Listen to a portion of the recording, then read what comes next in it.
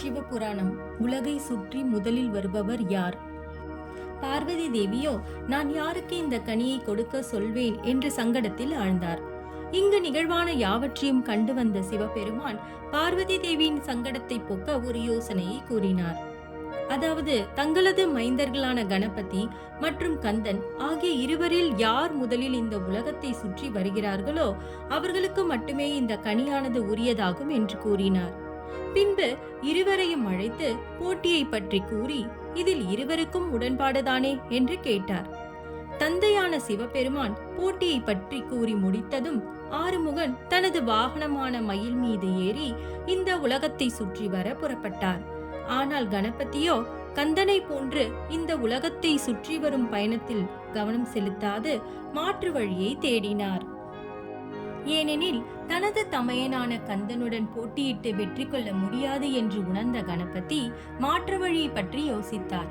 கணபதி முருகனுடன் சேர்ந்து உலகத்தை வலம் வரவில்லை, ஆனால் உலகத்தை வலம் வந்ததற்கு ஈடான பலன்கள் கிடைக்க வேண்டும் என எண்ணினார். போட்டியில் பங்கு கொள்ளாமல் அவ்விடத்திலேயே நிற்பதை கண்ட பார்வதி தேவி கணபதியின் அருகில் சென்றார். என்னவாயிற்று உன் சகோதரன்? இந்நிலையில் உலகை வலம் வர தொடங்கிவிட்டான். ஆனால் நீயோ எவ்விதமான பயணத்தையும் தொடங்காமல் அமைதியுடன் நின்று கொண்டிருக்கிறாய். இவ்விதம் நீ நின்று கொண்டிருந்தால் உமக்கு எப்படி மகனே கனியானது கிடைக்கும்? ஆகவே விரைந்து போட்டிக்கு செல்வாயாக என கூறினார். தாய் கூறியதும் விநாயகர், தாயே, தாங்கள் தந்தையின் அருகாமையில் அமர வேண்டும் என கேட்டுக்கொண்டார். கணபதியின் இந்த பதிலை எதிர்பாராத பார்வதி தேவி, எதற்காக எங்களை இவ்விதம் அமர சொல்கிறாய் என்று வினவினார். கணபதியோ, நான் உங்கள் இருவரையும் வழிபட வேண்டும் என்று கூறினார். பின்பு பார்வதி தேவி தன் மகனான கணபதியின் விருப்பத்திற்கு இணங்கி சிவபெருமானின் அருகாமையில் வந்து அமர்ந்தார். கணபதி தனது தாய் தந்தை ஆகிய இருவரையும் மனநிறைவோடு பூஜித்தார். பின்பு உலகை படைத்த தனது தந்தையையும் அனைத்து உயிர்களுக்கும் தாயாக இருக்கும் தனது அன்னையான பார்வதி தேவியையும் வணங்கி 7 முறைகள் வலம் வந்தார். கணபதியின் செயல்பாடுகளை கண்ட நாரதரும் நந்தி தேவரும் எதுவும் புரியாமல் அவ்விடத்தில் நின்று கொண்டிருந்தனர். அதனால் நந்தி தேவர் பிரம்மதேவரின் புத்திரனான நாரதரிடம் வினவினார். நாரதரோ நந்தி தேவருக்கு என்ன விடைவளிப்பது என்று புரியாமல் அமைதியுடன், நந்தி தேவருக்கு எனக்கும் எதுவும் புரியவில்லை நந்தி தேவரே என்று கூறினார். பின்பு விநாயகர் தன் தந்தையிடம் சென்று, தந்தையே, எனக்கு அந்த ஞானக்கனி கிடைக்க அருளும் ஆசியும் கொடுக்க வேண்டும் என்று பிரார்த்தித்தார்.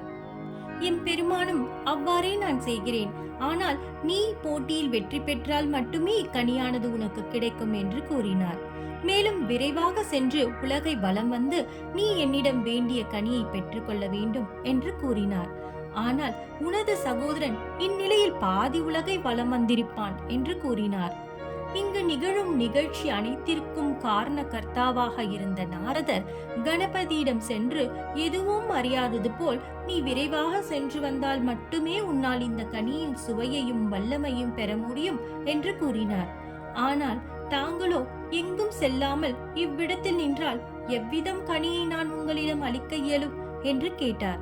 ஆனால் கணபதியோ, நான் தான் இந்த சர்வ உலகங்களையும் வலம் வந்து விட்டேனே என்று கூறினார்.